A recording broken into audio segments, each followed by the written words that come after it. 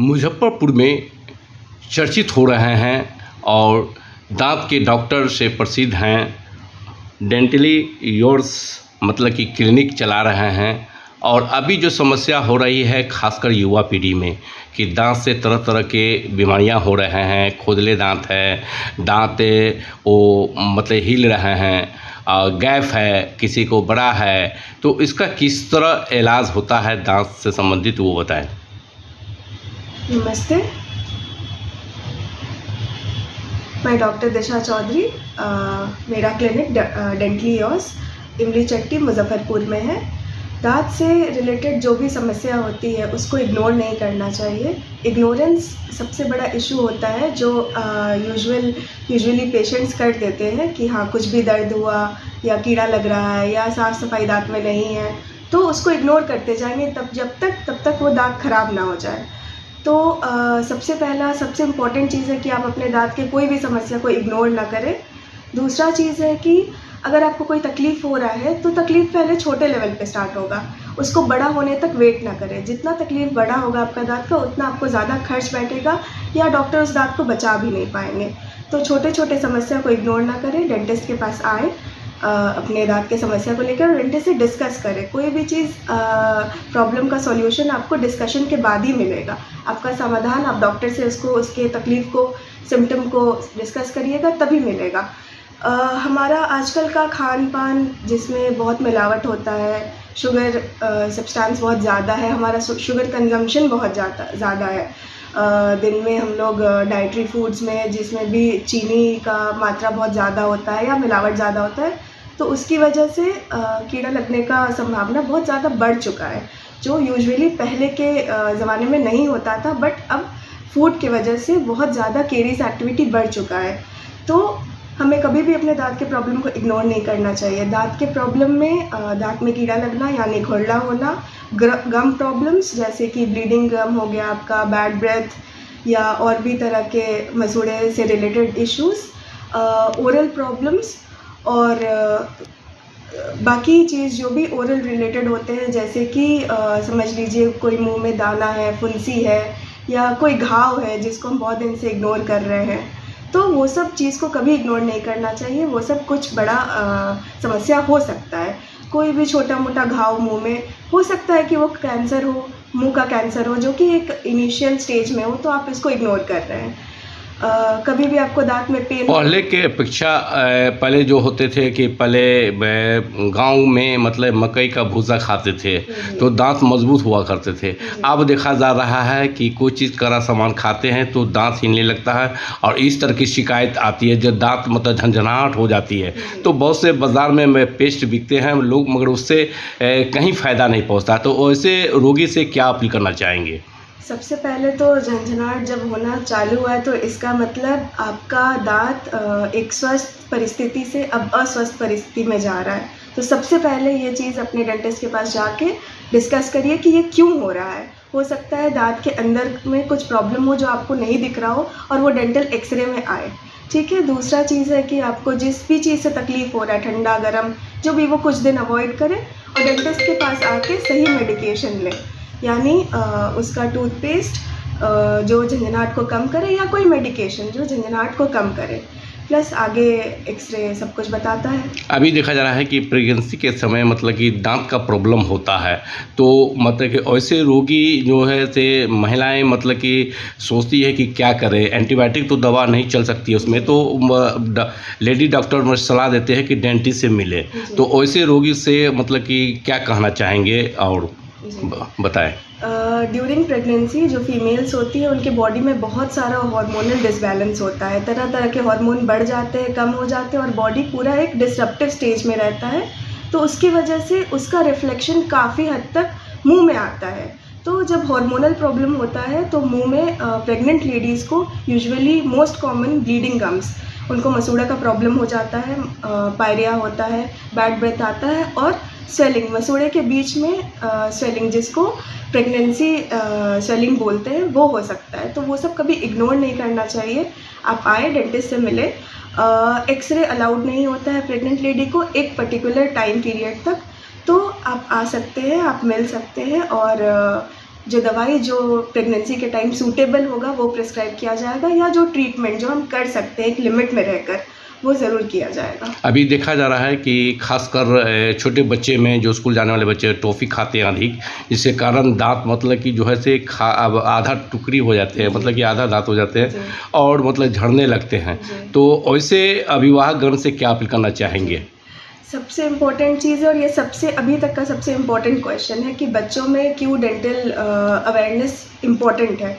बच्चे क्या होते हैं ना, बेसिकली वो खुद का कुछ भी काम नहीं कर सकते, तो इसमें उनके पेरेंट्स का सबसे बड़ा रोल है कि उनके पेरेंट्स कितने अच्छे से बच्चे का ध्यान रख रहे हैं, including oral and overall health. अगर उनका मुंह अच्छा रहेगा तभी ना वो अच्छा खाना खाएंगे जो उनके बदन में लगेगा, पौष्टिक खाना, और वो अच्छे से ग्रो करेंगे। तो अभी आजकल के डेट में जैसे ऑलरेडी डिस्कस किया गया कि शुगर का इंटेक बहुत बढ़ चुका है, जिसकी वजह से दांत में कीड़ा लगने का संभावना बहुत बढ़ जाता है। प्लस कभी कभी माँ क्या करती हैं कि ब्रेस्ट फीडिंग करें या बॉटल फीडिंग करें, तो उसमें बच्चे को फीड करवा कर वो सो गए, तो काफ़ी लॉन्ग ड्यूरेशन के लिए रात में कांटेक्ट रह जाता है दूध का या शुगरी सब्सटेंस का, जो दूध में मिलावट होता है, चीनी मिला दिया या कोई हेल्थ ड्रिंक मिला दिया तो उसमें चीनी होता है, तो उसकी वजह से जो चीनी का कांटेक्ट है या बेसिकली हम लोग जो कार्बोहाइड्रेट बोलते हैं उसका कांटेक्ट बहुत ज़्यादा दांत में बढ़ जाता है ड्यूरेशन के लिए, जिसकी वजह से बच्चों को कीड़ा लगना बहुत ज़्यादा इंक्रीज़ हो जाता है। एक्टिविटी बहुत कीड़ा लगने का एक्टिविटी काफ़ी इंक्रीज़ हो जाता है। तो इससे बचने के लिए सबसे पहला घरेलू उपाय है कि हर फीडिंग के बाद बच्चों को कुल्ला कराएं।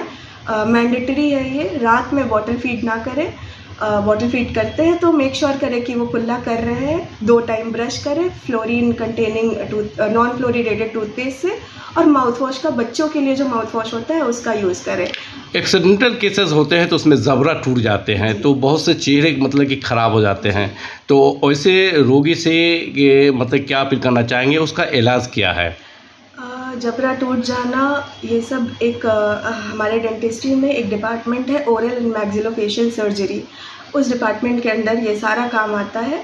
जबड़ा टूट जाता है तो हम उसको रिकंस्ट्रक्शन बोलते हैं, जो मिनी प्लेट्स और स्क्रूज़ ये सब के यूज़ के साथ साथ उसको रिकंस्ट्रक्ट किया जाता है। तो जब ऐसा कुछ हो गया तो हताश ना होए, घबराए नहीं, पेशेंट को संभालें, उनको लेकर आएँ डेंटिस्ट के पास, उनसे पूछें, कंसल्ट करें कि मैक्सिलोफेशियल सर्जन हमें मिल सकते हैं क्या, यहाँ पे हमें ये काम है, और बिना हताश हुए उनका सब कुछ सही से वापस रिफॉर्म हो जाएगा, यानी फंक्शन और लुक्स एस्थेटिक दोनों वापस आ सकता है। टेढ़े मोढ़े दांत मतलब होते हैं, किसी के गैप होते हैं, तो क्या वैसे को मतलब कि जो रोगी बोलते हैं कि गैप है और मतलब कि टेढ़े मोढ़े है, किसी का ऊंचा दांत है, तो उसका इलाज किस तरह है?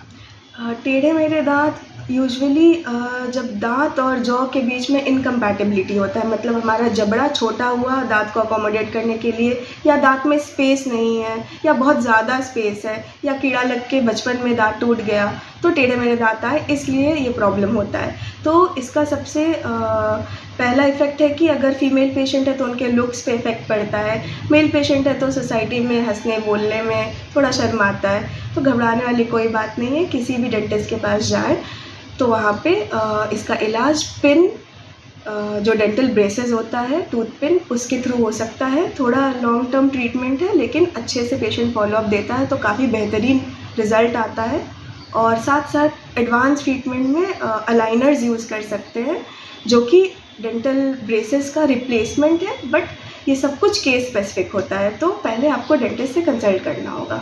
अभी देखा जा रहा है कि तरह तरह के मतलब कि दांत से संबंधित जो खोदले होते हैं, ये सब होते हैं, तो अभी भी गांव घर में मतलब कि झाड़ फूँक से लोग अभी भी इस्तेमाल करते हैं कि कीड़े हैं तो निकाल दिया जाता है, घास से झाड़ा जाता है, तो वैसे गाँव के लोगों से क्या अपील करना चाहेंगे? दांत में कीड़ा नहीं लगता है, पहली बात तो ये एक भाषा है जो हम प्रयोग करते हैं आम चीज़ों को समझने के लिए। ये दांत बेसिकली एसिड के वजह से गल जाता है, जो कि मुंह में प्रेजेंट बैक्टीरिया सेक्रीट करते हैं, यानी दांत पे छोड़ते हैं तो वो दांत गलने लगता है और हमारा कैविटी बन जाता है, जिसमें और ज़्यादा बैक्टीरिया जमा हो के नस तक पहुंच के RCT चला जाता है। तो ऐसा झाड़ फूँक वाला दुनिया में कोई भी चीज़ नहीं है जो ठीक हो सके, खासकर मेडिकल एंड डेंटल इश्यूज़। तो ये सब अंधविश्वास में ना रहें और अपने डॉक्टर पे भरोसा रखें। युवा पीढ़ी से क्या अपील करना चाहेंगे कि जो आज तरह तरह के नशीला पदार्थ लेते हैं, गुटखा खाते हैं, पान खाते हैं, सिगरेट पीते हैं, तो वैसे युवा मतलब कि पीढ़ी जो है नशीला पदार्थ खाने से मतलब कि कैंसरस हो रहा है अधिक, सरकार भी प्रचार कर रही है, आप लोग भी मतलब जागरूकता कर रहे हैं, कैंप लगा के शिविर में फ्री निःशुल्क इलाज करते हैं, सारा चीज़ करते हैं, वैसे युवाओं से क्या अपील करना चाहेंगे?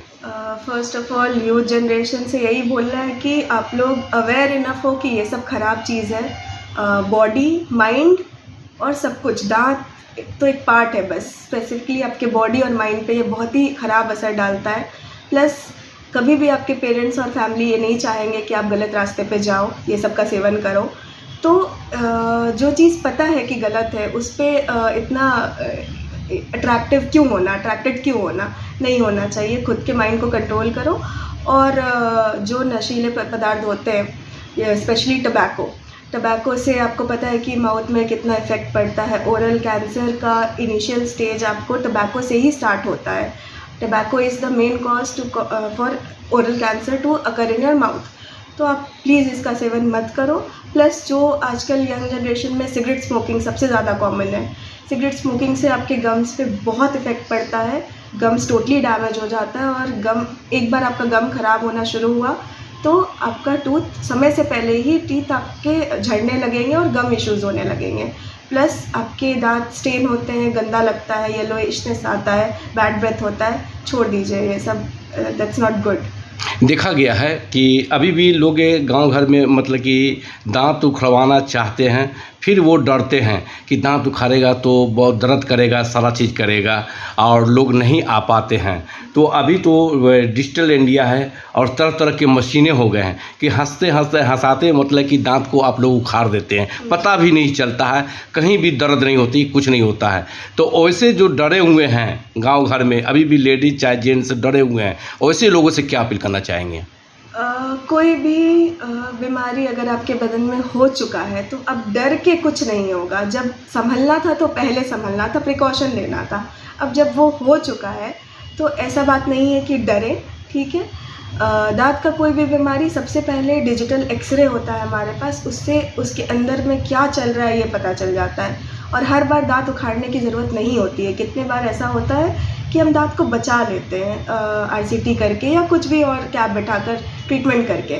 दांत तभी उखड़ता है जब वो उसमें कोई भी जान नहीं है कि हाँ कुछ भी इसमें बचा नहीं सकते, तो हमें दांत उखाड़ना पड़ता है। दांत उखाड़ने में भी आपको डरने का कोई ज़रूरत नहीं है। ये प्रोसीजर पूरा लोकल एनेस्थीसिया होता है, यानी लोकली उस एरिया को जहाँ दांत निकालना है सुन करके आपका काम किया जाता है। तो आपको पेन का एहसास बिल्कुल नहीं होता है। थोड़ा बहुत प्रेशर लगेगा, दैट इज़ नॉर्मल। तो डरे मत और इग्नोर ना करें। इग्नोरेंस ही सबसे बड़ा बीमारी बढ़ने का मेन कारण है।